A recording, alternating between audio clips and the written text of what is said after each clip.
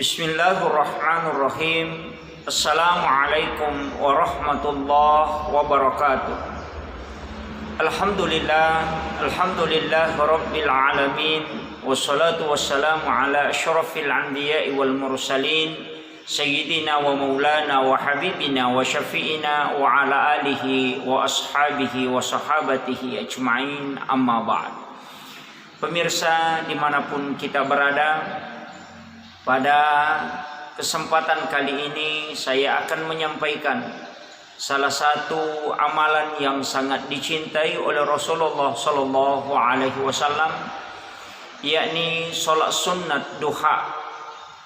Sholat ini sangat dicintai oleh Nabi, maka sholat ini termasuk dalam kategori sholat sunnah muakkadah yang sangat dianjurkan untuk kita laksanakan. Adapun fadilah sholat ini sebagaimana yang dikutip oleh Imam An-Nawawi Al-Bantani dalam kitab Tauhid an Ibn Qasim, bahwasanya sholat sunat duha itu memiliki berbagai macam fadilah. Namun sebelum saya menyampaikan fadilah yang termaktub di dalamnya, saya akan menyampaikan hal-hal yang berkaitan tentang masalah duha ini.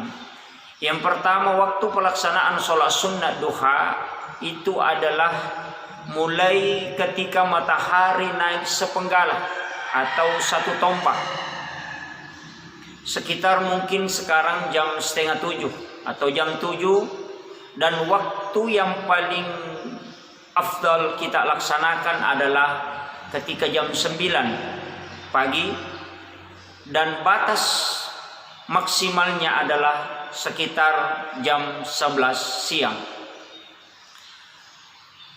Adapun jumlah rakaat sholat sunat duha ini, para ulama berbeda tentang jumlah maksimal rakaatnya.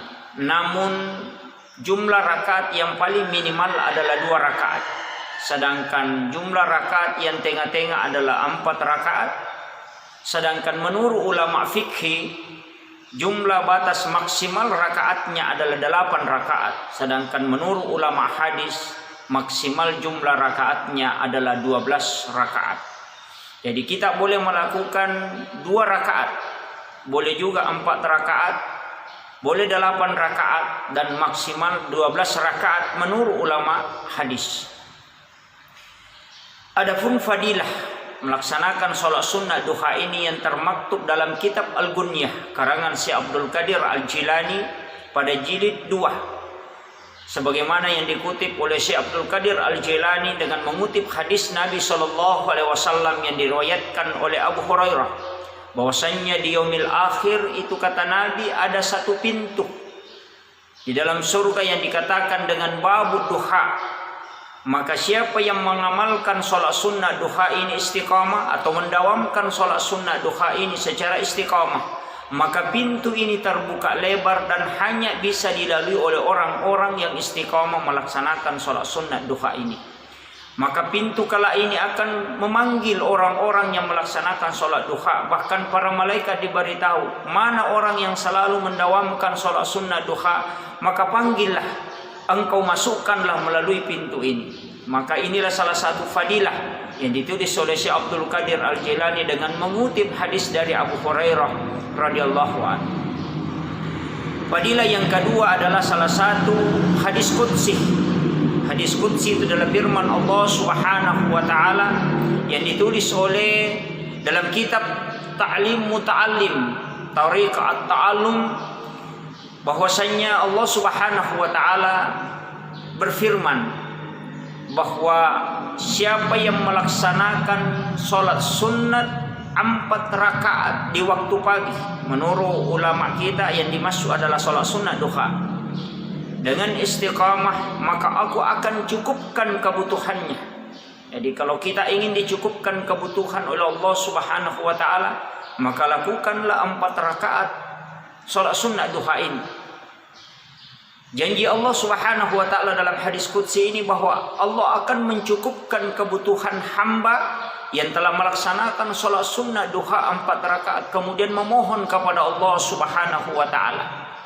Maka Allah akan cukupkan kebutuhannya dan Allah akan menolak segala apa yang tidak dia sukai hingga matahari terbenam, yakni sampai sore. Maka inilah fadilah yang terkandung dalam pelaksanaan sholat sunnah duha. Bagi yang sangat susah dalam kebutuhan ekonomi, maka hendaknya, atau kehidupan ekonominya tidak menentu, maka hendaknya kita mengistimewakan untuk melaksanakan sholat sunnah duha. Tapi jangan itu menjadi tujuan pokok. Paling tidak tujuan pokok kita adalah mendapatkan rahmat Allah Subhanahu wa taala dan kelak akan dimasukkan ke dalam surga melalui babud duha. Demikian, semoga video ini bermanfaat, dan saya mengajak kepada seluruh para pendengar yang sempat mendengarkan video ini, maka saya berharap semoga dengan mengetahui fadilah sholat sunnah duha kita, dan lebih banyak lagi orang yang akan melaksanakan sholat sunnah duha ini. Demikian akhirul kalam. Wallahul muwafiq ila aqwamit thoriq. Nasrun minallah wa fathun qarib. Wa basyiril mu'minin. Assalamualaikum warahmatullahi wabarakatuh.